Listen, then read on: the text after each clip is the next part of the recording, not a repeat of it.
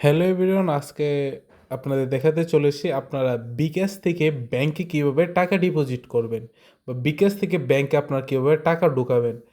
সরাসরি আপনারা চলে যাবেন আপনাদের মোবাইল থেকে চলে যাবেন বিকাশ অ্যাপসে লগ ইন করে নেবেন পিন কোডটা দিয়ে। এখানে আমি একটু হাইড করে দিলাম।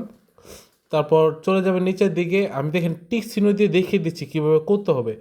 ওটা নিচের দিকে স্ক্রল করবেন, দেখতে পাবেন বিকাশ টু ব্যাংক, এটাতে ক্লিক করবেন। ঠিক আছে, বিকাশ টু ব্যাংকে ক্লিক করবেন, তারপর ব্যাংক অ্যাকাউন্টে ক্লিক করবেন। আর হ্যাঁ, এখানে আপনার ব্যাংক অ্যাকাউন্টটা সিলেক্ট করতে হবে। ঠিক আছে, এখানে সব ধরনের ব্যাংক আছে, আপনার যে ব্যাংক আছে ওইটাতে সিলেক্ট করবেন। আমরা যেহেতু ইউসিবি ব্যাংক, আমি ইউসিবি ব্যাংকটাই ক্লিক করব। ইউসিবি ব্যাংকটায় ক্লিক করার সাথে সাথে এখানে ডকুমেন্টে ইয়েস করবেন। আপনি চাইলে আপনার নিজের অ্যাকাউন্টে টাকা পাঠাইতে পারেন বা অন্যের অ্যাকাউন্টও ব্যাংকে টাকা পাঠাতে পারেন শুধুমাত্র বিকাশ অ্যাপ থেকে, এবং এটার চার্জেস খুবই কম।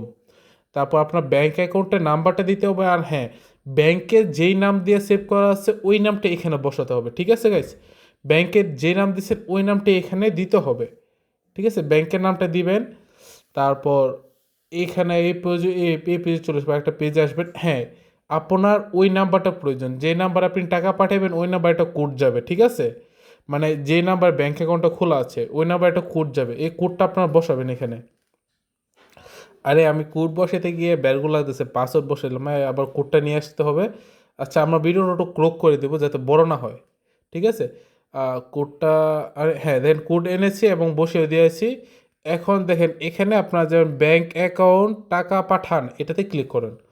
এখন আপনার এইখান থেকে 30,000 থেকে 5,000 পর্যন্ত টাকা পাঠাতে পারবেন, কিন্তু এখানে সর্বনিম্ন 50 টাকা পর্যন্ত আপনি ব্যাংকে ডিপোজিট করতে পারবেন। নিজের ব্যাংকে সর্বনিম্ন 50 টাকা পর্যন্ত পাঠাতে পারবেন।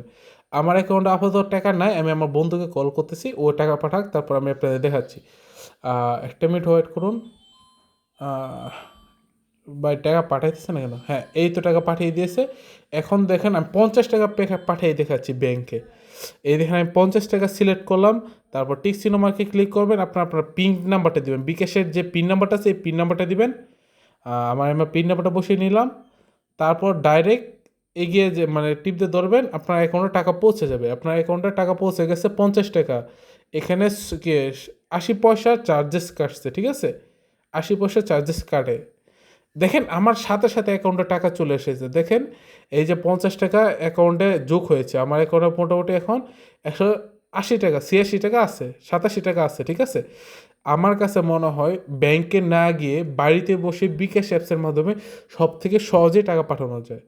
তাই অবশ্যই সবাই সিকিউরিটি মেনটেন করেও হলেও আপনার বিকাশ থেকে টাকা পাঠাবেন, যাতে আপনাদের টাকা না নিয়ে যেতে হয়, যাতে আজকালকে অনেকেই ছিনতাইকারী আছে।